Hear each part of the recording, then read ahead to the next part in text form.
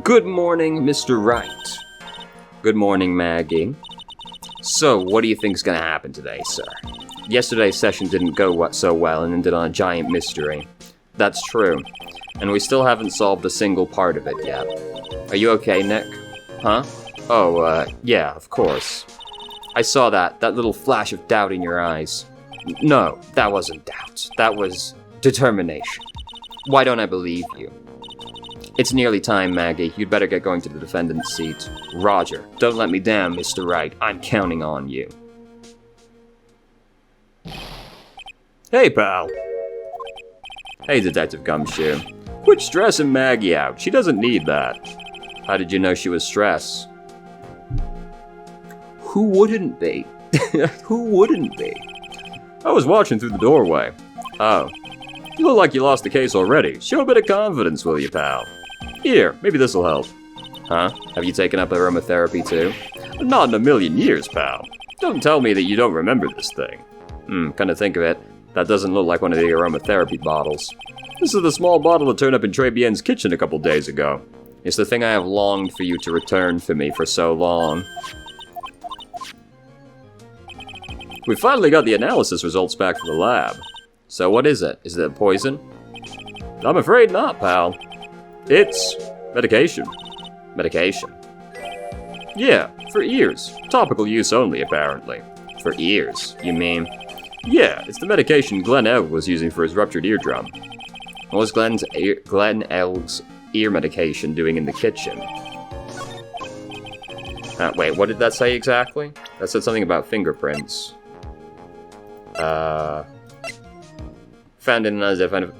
Found covered in unidentified fingerprints. What about the unidentified fingerprints? Anything on that? Someone screwed up, so they only had time to analyze the contents of the bottle. Another hour and they might have gotten something on the prints too, but... it's gonna weaken its impact as a piece of evidence. Okay, pal, this is it. Make sure your defense is impregnable today, you got it? Today's trial. I'm gonna expose that guy for what he's done, or my name isn't Phoenix Wright. You're not. I believe that's Phoenix Wright that you're talking about. Have you already forgotten? He told us he was Phoenix Wright. Court is now in session for the trial of Maggie Bird. The defense is ready, Your Honor. Ready and waiting, as always, Your Honor. Very good, then we'll get underway at once. Yesterday we heard the testimony of Mr. Victor Kudo. He claims to have witnessed the defendant putting a powder into the victim's coffee. However, the witness's testimony was plagued with a number of problems. The mark on the rim of the cup shows that the victim drank from it with his right hand. But according to the old man's testimony, he picked it up with his left hand. Thank you, Mr. Godo. Furthermore, according to the witness's account... You know, there's a couple of cases where they identify specifically which hand somebody used. I can't imagine ever being able to remember such a detail, you know? Like, you didn't even know it was important at the time, but you remember which hand he drank from? You know? Well, the victim was listening to the radio with an earpiece in his left ear. Yet, the victim's left eardrum was ruptured, which made him effectively deaf in that ear. It's amazing how many contradictions a single case can have, huh, Nick? Ugh. Huh. Allow me to enlighten you, Your Honor. The world, you see, keeps turning, and we must turn with it. You've lost me already, Mr. Godo. Don't let the mysteries of yesterday mystify you today. Only losers think like that. You've got to change with the times. That's one of my rules. Are you implying you've resolved these contradictions? You know the answer to these riddles? The old guy wasn't just throwing seeds in here. He was throwing us off the scent. And today I'll prove it. Very well, let the first witness take the stand. And you are? Oh, bonjour, everyone. I am Jean Armstrong, the owner and head chef of La Tribulations restaurant. Enchanté.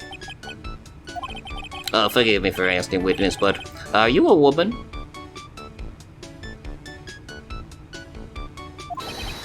Oh la la, monsieur. As you can see, I am le pert and perky gentleman, non. On the day of the incident, you were in Tribulations' kitchen. Isn't that right? With you, monsieur. Hmm? Everything feels right.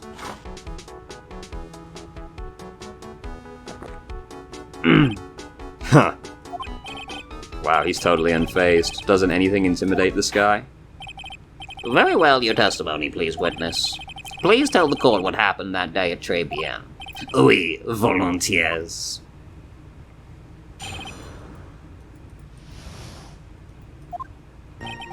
When it all happened, there were just 2 customers in my restaurant. I remember I was experimenting with some new art deco that day, like having a large mirror between the tables. Fuck! It's all suddenly so clear. He didn't see Glenn. He saw Glenn's reflection. Okay.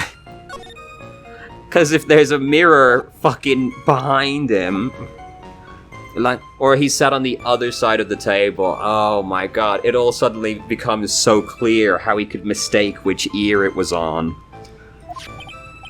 Oui, perhaps that is what the old man was looking at. Le cup, le earpiece, le glasses. He would have seen everything in reverse, non? Mirror? Oui, un grand mirror, le most enormous mirror. And suddenly the mystery disappears. Like I said, the world keeps turning, so roll with it. That would explain the coffee cup and the earpiece conundrum. The mirror would have made everything appear back to front. The heck, it's way too early in the morning for this to be happening to me. Now then, Mr. Wright, you may begin your cross-examination. The thing is, though, also, doesn't that mean that Victor should have been able to see her front? Because the whole thing was, he couldn't see the waitress's front, but if there was a mirror in front of the waitress as well, he should have been able to see her reflection too. So he should know what she looks like. Alright. And who were the 2 customers exactly? Mas, of course, the young man who died, and the other not-so-young man. You are referring to yesterday's witnesses, I presume. What about the other man Maggie says she saw? Something tells me Mr. Armstrong isn't planning to disclose his existence. We need some hard evidence first before we can bring him up, don't we? I guess I'll just have to try a different approach for the time being. But you were experimenting with Art Deco. How come I never heard about that before today? You are not familiar with the language of interior design, monsieur? Please stay on topic. Now, why didn't you tell the court about this before? But I did, just a few moments ago. Well, he is correct. Excuse me, Mr. Armstrong. This deco you mentioned, are you referring to some sort of decoteur? No, Art Deco, it's a style of design, Your Honor. He's talking about interior design, walls, ceilings, carpets, that kind of thing. Ah, yes, of course, that deco. I was trying to achieve a more effeminate look for my restaurant. I was planning the most bold remodeling of le decor. How big of a mirror are we talking about here? Both. Something about 4 meters wide and about 2 meters high. Let's see, if 1 meter is about 1 yard, holy glass in a frame, that's huge. I was intending to install it on the ceiling eventually. The ceiling? What was it? Why was there a mirror on the ceiling? I don't remember. Mas known, but I decided not to go through with that in the end. What should I do? Should I ask him more about the mirror? Yes. If you really had such a large mirror in the restaurant, someone would have noticed it. But there's nothing about a mirror in Mr. Kudo or Maggie's testimonies. But... You didn't ask, Trite. You have only yourself to blame for such sloppy work. What? a mirror was delivered to Tribulations the day before the incident. Really? As Mr. Armstrong testified, he was carrying out some design changes. And as it turned out, he didn't actually use the mirror in the end. This just doesn't add up. Even if a mirror was delivered to Tribulations, it doesn't prove that it was in the restaurant on the day of the crime.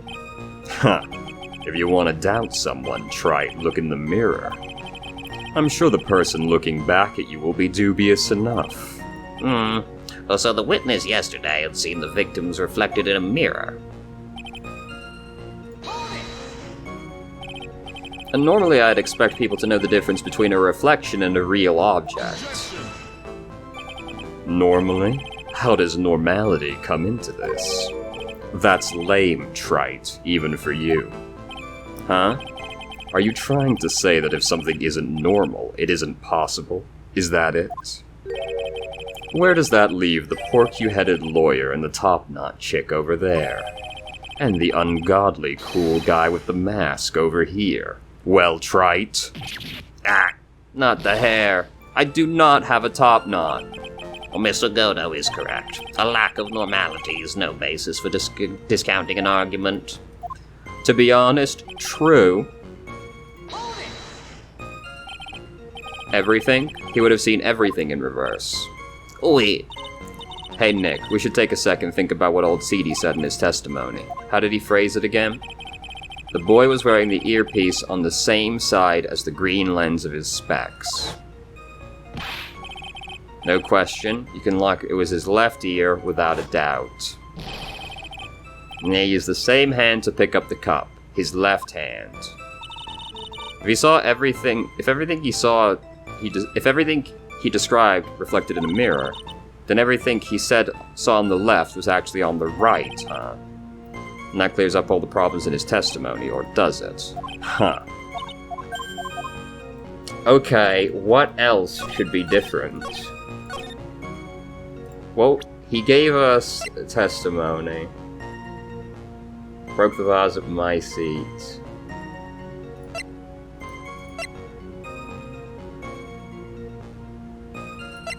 So... I gotta think about this. Well, so the problem seems to be that he's in the wrong seat, correct? Because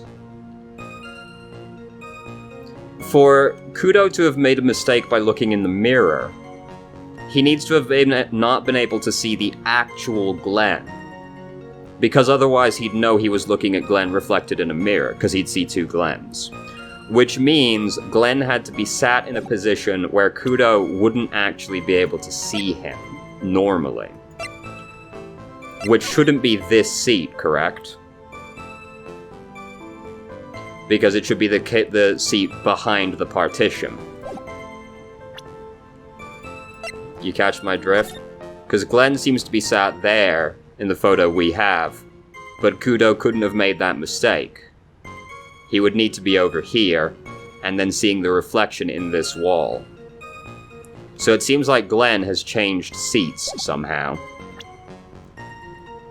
So how do I present this argument? With this photo? No. With the floor plan?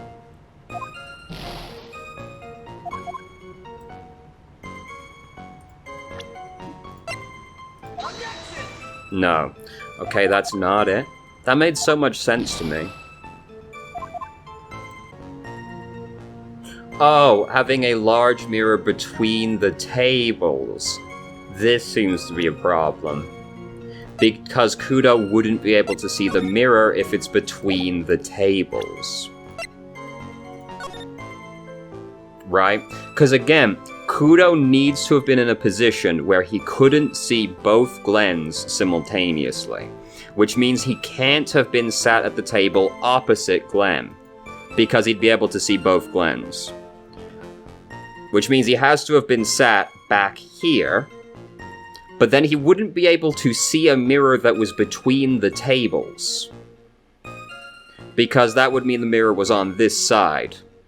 And no matter which seat Kudo's in, he can't see the mirror. So floor plan's on this one. No?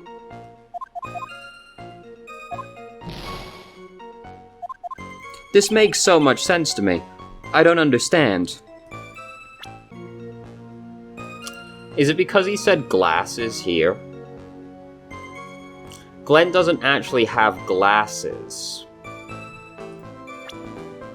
Right? Glenn has a lens over his ear, or over his eye, but I would not describe them as glasses. He's also described the glasses separately to the earpiece. Right? Is it this? That's it? I feel like my mirror argument was way better. Like, you have to explain why Glenn's moved seats. Whatever. By the way, I'm not gonna lie, I was so mad. I restarted the trial because I was mad I'd lost that many hit points on what I thought was a pretty fucking good argument, actually. The coffee cup, the earpiece, and the HMD. Let's think back over Mr. Kudo's statement for a second, shall we? Wearing the earpiece on the same side as the green lens of his specs. No question, you can lock me up, I'm wrong. It was his left ear, without a doubt. So, to summarize, we were told both the HDMI and the earpiece were on the victim's left side. Now, if Mr. Kudo saw that in a reflection in a mirror, it means both the HMD and the earpiece were actually on the victim's right side. Yes? Exactement. You see, monsieur, now that you think about it, it is not so hard, eh? Non? Unfortunately, that's where we run into a monumental contradiction with the facts. If Mr. Kudo really did see everything in a mirror, why is it the HMD is now on the wrong side of his head? I mean, I guess that's true. The thing is, you can't actually tell which side of his head it is in this picture, so I didn't really consider this argument. Because he could be looking left or right from my perspective. Order, Mr. Wright is correct. If the witness genuinely observed the victim's reflected in a mirror, then we would expect the victim's earpiece to have been over his eyepiece to be over his right eye. How bitter. Trite, you should have a taste of this bitterness. It'll calm you down in no time. Are we talking about your coffee, or something completely different? You don't understand the way the witness thinks. How he thinks? You remember this, I presume. The I broke the vase sorry apology Mr. Kudo's sworn testimony? Exactly. The old man has one very grievous habit, other than throwing seeds. The more of an impression something makes, the more muddled his mind makes it. And what's the most striking thing about Mr. Elg? Clearly it's the victim's eyepiece. And that's my point. The old man strikes again. Mr. Elg's HMD made a big impression on the old man.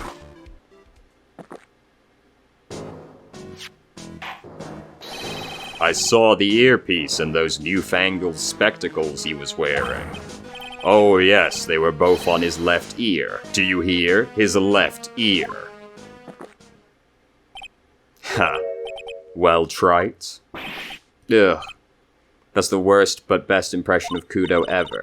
Wow, I really thought he was old seedy for a minute there. Godo's good. Enough. I must agree yesterday's witness was irresponsibly rash in much of his testimony. Bad luck, Nick. Looks like the boil of a contradiction you found is just a rash. A mirror can't be beaten by a handful of seeds, nor can it lie. So what exactly was the old man looking at? Fill us in, Mr. Armstrong. Go on, tell the court. We're all ears. Oui, I can explain. Please, if you will look at the plans of the restaurant.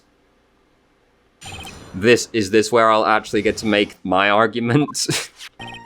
Alors, is everyone sitting comfortably? La mirror, it was... That's what you meant!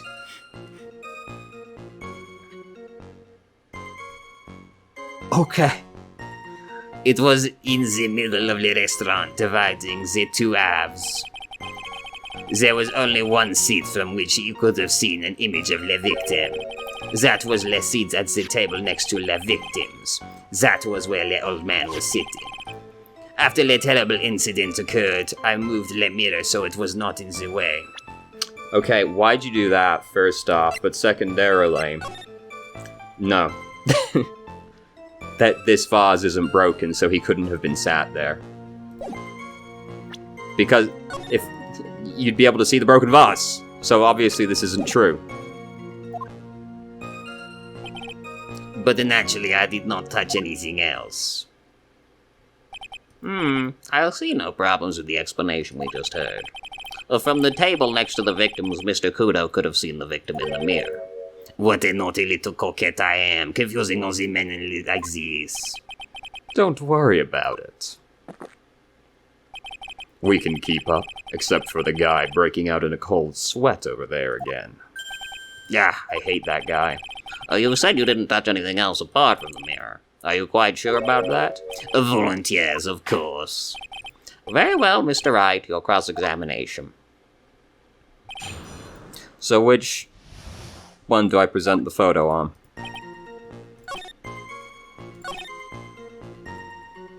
So that was where the old man was sitting. Right. Now, which piece of evidence do I present? I think the photo makes more sense because you can see the unbroken vase. But also, this directly speaks about the vase being broken at the seat. So I'm going to present this one first. Let's go. Your Honor, Mr. Kudo's words yesterday strongly contradict Mr. Armstrong's testimony. This is the letter of apology that was written by Mr. Kudo, is it not? So now we have to think differently, though. So now, we have acknowledged that he couldn't have been sat here, because this vase would be broken. They might have some kind of bullshit explanation yet, but it seems to indicate then that this table had the broken vase, right? Because it's another the ones from the photo that we can see. Both of those vases are unbroken. So, I think Glenn got moved. I still think Glenn got moved, but just now for a different reason. Because now we know Victor couldn't have been sat at that table. But if there was a mirror running down the aisle, then that means he has to have been sat here when he saw it. I realize it looks useless, Your Honor, but this is still testimony. Ha! I guess useless people are only good at identifying useless things. What relevance does this scrap of paper have to do with the trial, Mr. Wright? Mr. Kudo's testimony is actually very relevant to the question at hand, Your Honor, because it very clearly contradicts with this piece of evidence.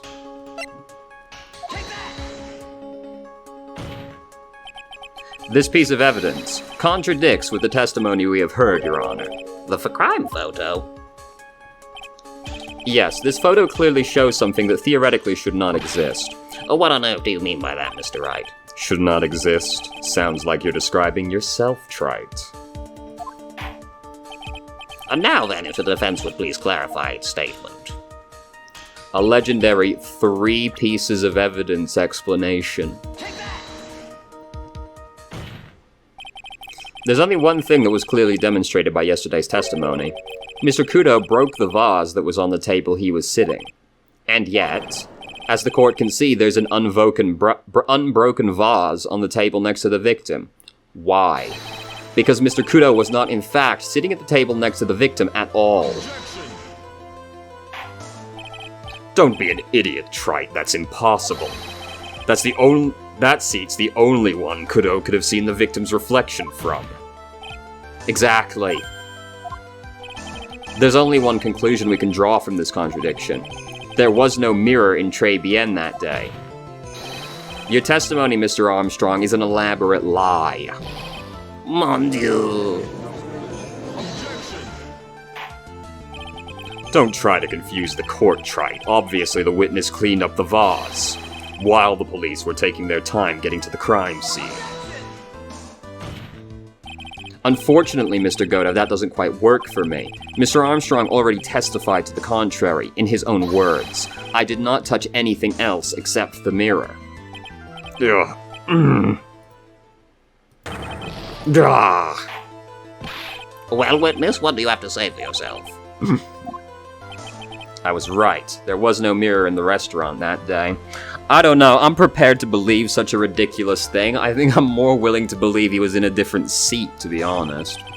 In light of this revelation, we look back to the original problem. Why did the victim have an earpiece in an ear which he couldn't hear? Huh. You only get one shot in life. There's no turning back.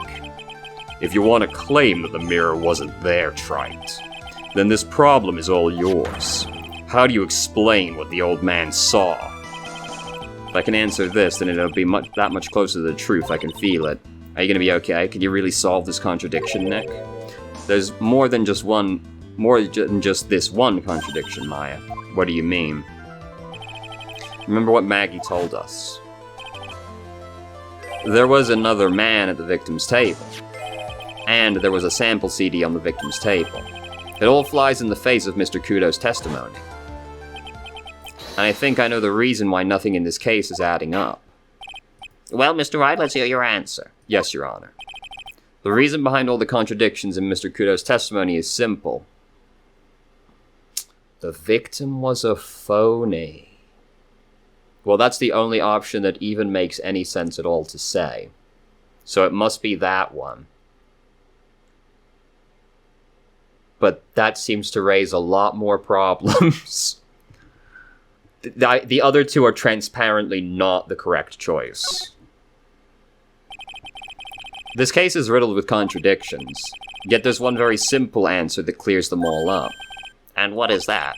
The incident Mr. Kudo witnessed and the incident the victim experienced were two completely different events. What? Yes, the victim Mr. Kudo saw wasn't Mr. Glenn Elg at all. It was an imposter, a phony pretending to be Mr. Elg. Obviously, unlike the victim, there was nothing wrong with the imposter's left eardrum. And that's how he ended up wearing the earpiece in his left ear by mistake.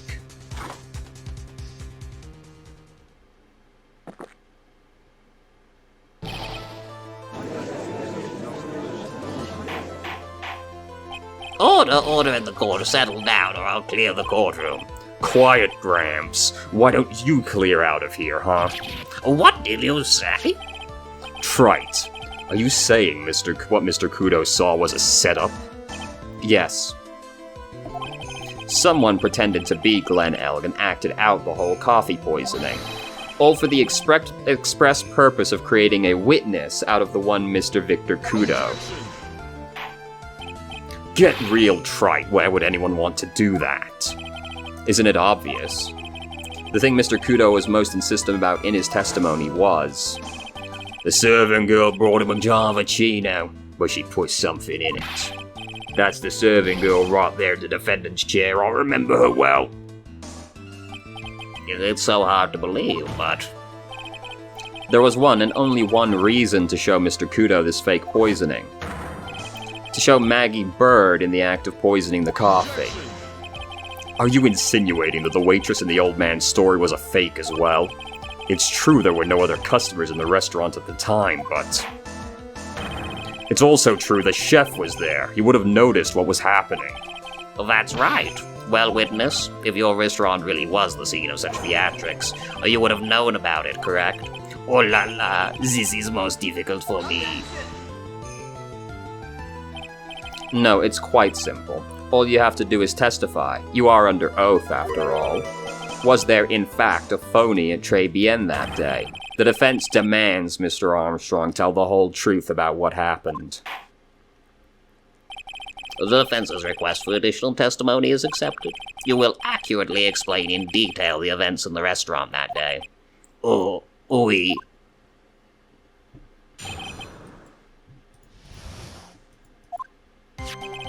La victime, Monsieur Elk, he came into my restaurant alone. I remember the old man arrived not long after him. There were no other customers.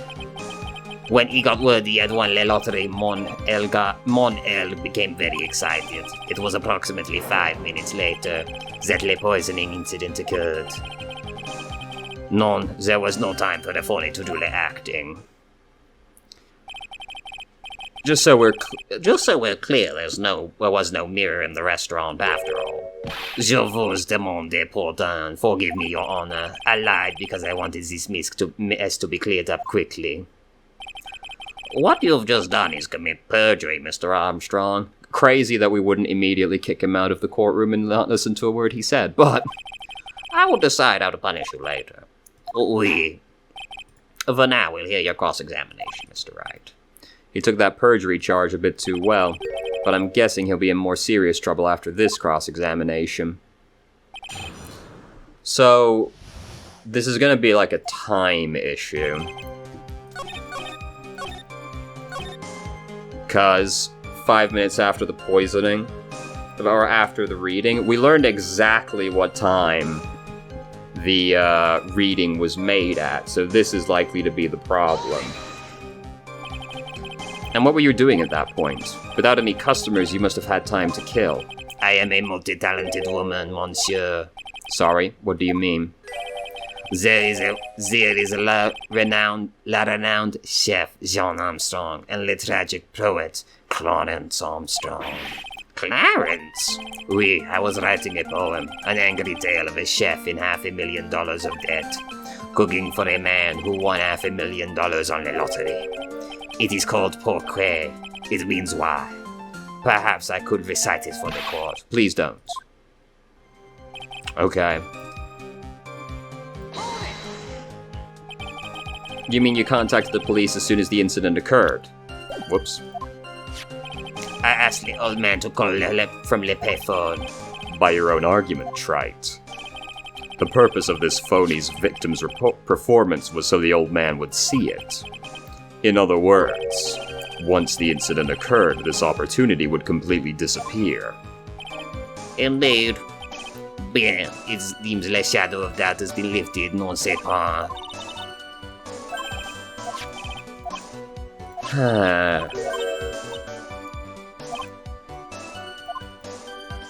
I was hoping for more to come out, so I guess we'll press on everything else. The problem is definitely going to have to be it lining up with the lottery reading somehow. Otherwise, they wouldn't have told us exactly what time the lottery was read. Was he alone at his table as well? Mais oui, I saw him from the kitchen. Yet the defendant, Miss Bird, remembered it differently. She swears there was another man at the victim's table.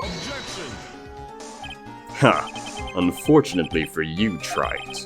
Yesterday's witness also testified the victim was alone. You know, seeing you squirm like that reminds me of a certain coffee's bittersweet bite.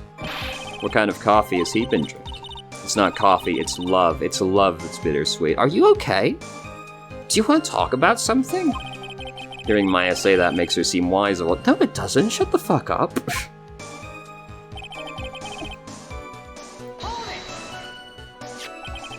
By old man, you mean Victor Kudo, correct? Oui, he comes often for my special coffee. I drank your coffee once, Mr. Armstrong. It's special, I'll give you that.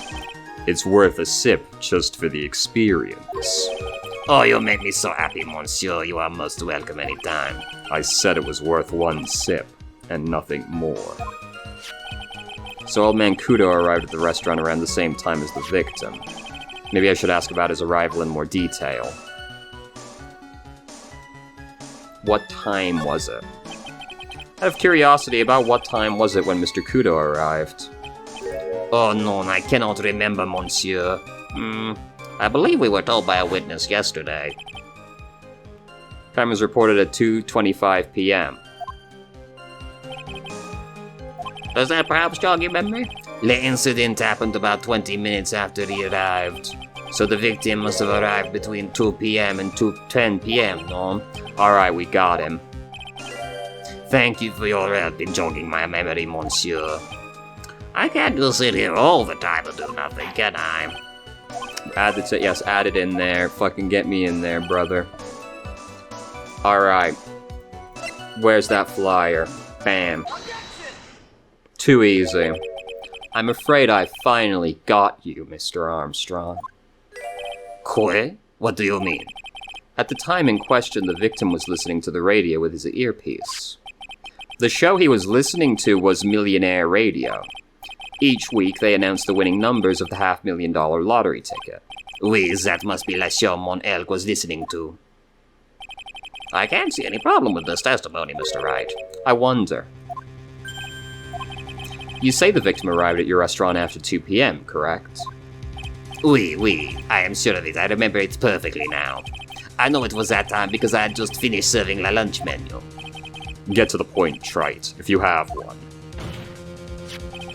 That show's broadcast live at 1:30 p.m., and it claims to be the most thrilling 10 minutes of your life. It's on the air at 1:30. Now, supposedly the victim made some noise when it was announced that he had won. And yet, I don't believe his cry of joy could have occurred after 2 p.m. Because the show had already finished more than 30 minutes earlier by that point in time. No.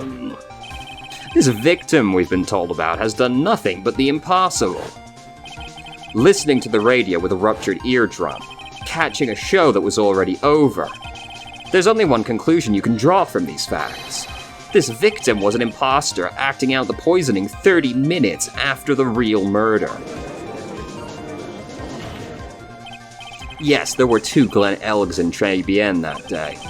The real Glen Elg, now dead, having been poisoned by the real killer, and the phony Glen Elg acting out the events for Mr. Kudo to witness.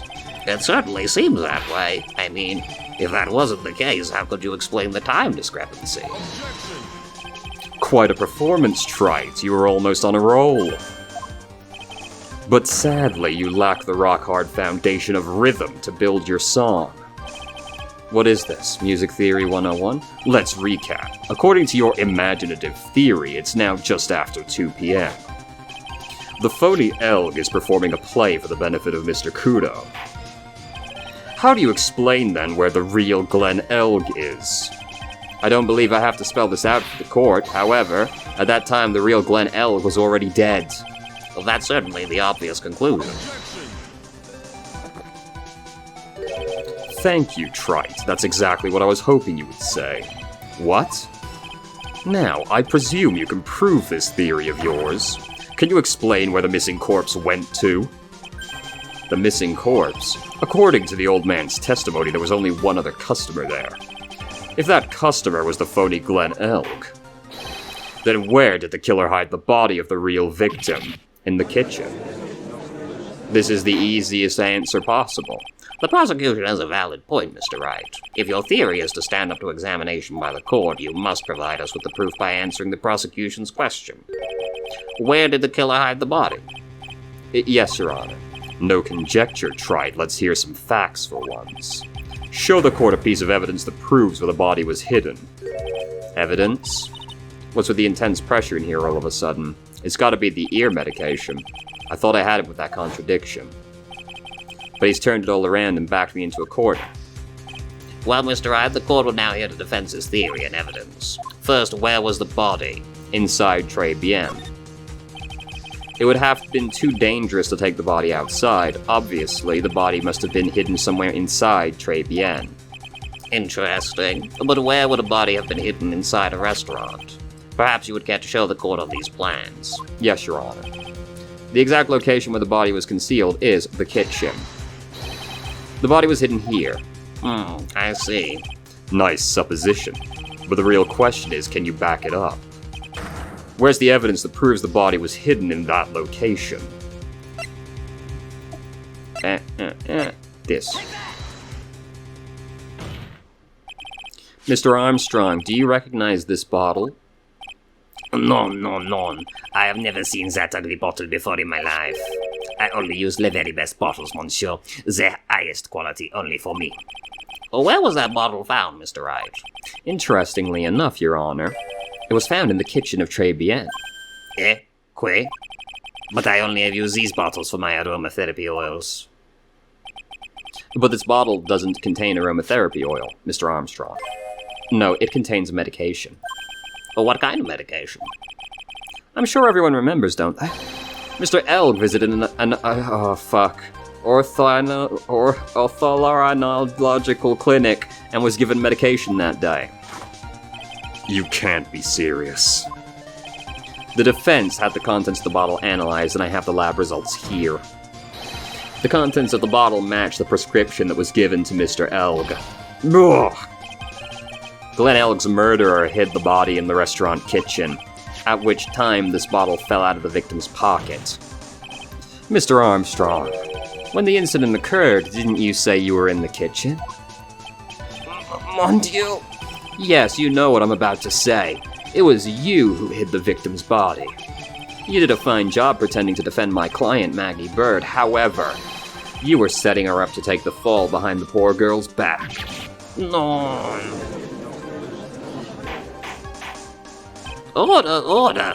This is an extraordinary development. A witness, did you murder Mr. Glenn Elg? Never. I could not do such a horrible thing. No. Oh, it was Godo. My bad.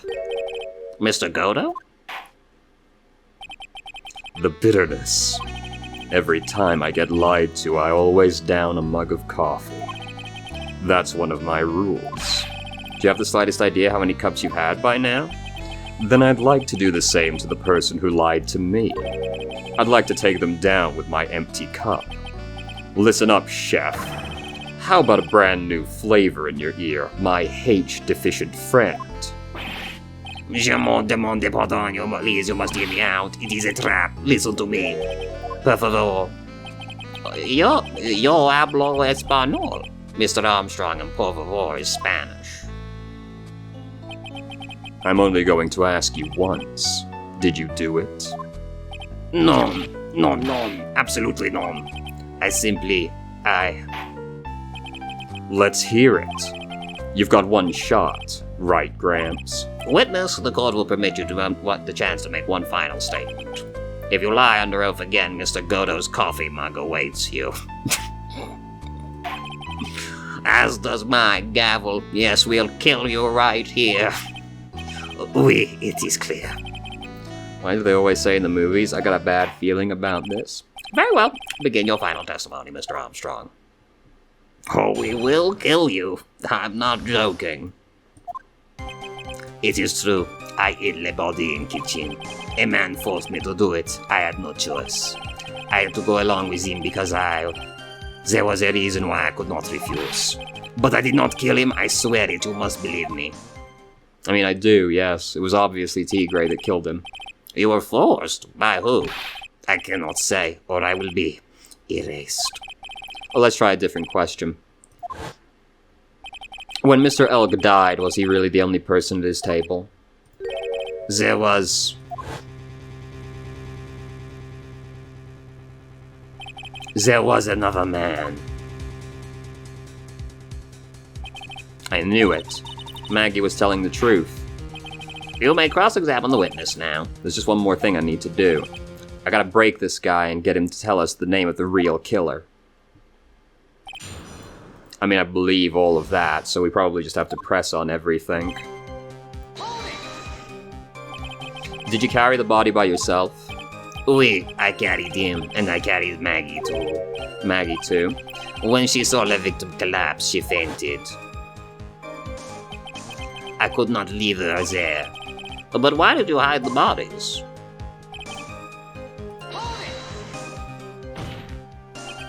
What man? Who was he? No, I cannot say. I fear for my life. He's really scared. You just have to put the words in his mouth, Nick. Yeah, you're right. If he won't tell me, I'll tell him. But why would you go along with this man?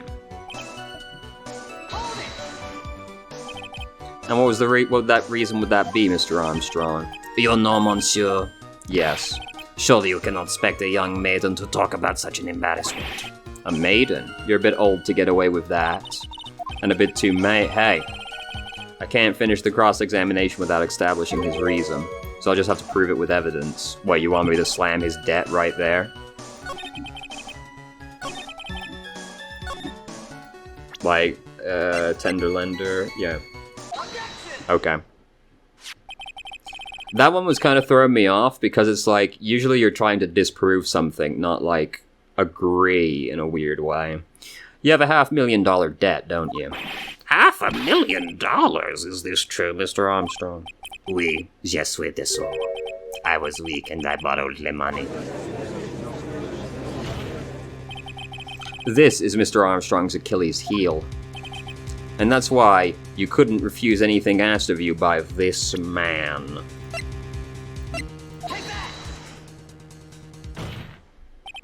A $500,000 loan from a black market loan shark. And you had no way of paying it back, did you? That's why you were forced to do anything this man told you. Oui, it is as you say. Mr. Armstrong, Le Tiger, he told me he was going to use my restaurant for a business rendezvous. On the day in question, he was meeting my victim to the man that he repay his loan. I don't know why it happened like that. I just did what he told me to do. I had no choice. I carried the body and the inconscient Maggie out of the dining area and into the kitchen. After that, I just tried to forget what I had seen. I think we can safely say the man who forced your hand was Mr. Furio Tigre. I do have one further question for you, Mr. Armstrong. The poison in the lottery ticket that was found in the defendant's apron pocket. Was that your doing as well? No, I know nothing about that. Making it look like it was Maggie who had done it. I was not. It is despicable. Mr. Godo, you'll summon this Furio Tigre as a witness. I doubt that will be arranged today, so we'll adjourn for now. The proceedings will continue tomorrow. 30 minutes. What? The trial will go on. I'll see to it myself. I need half an hour to get that guy on the stand. Not a minute more. How the? Don't sit back and relax yet, Wright. No one knows if that chef is really telling the truth or not. This trial could still go either way. Very well. Your request is granted, Mr. Godo. We'll resume once Mr. Tigre is ready to take the stand. Until then, court's adjourned for a 30-minute recess. Damn, that was a pretty short trial session, actually.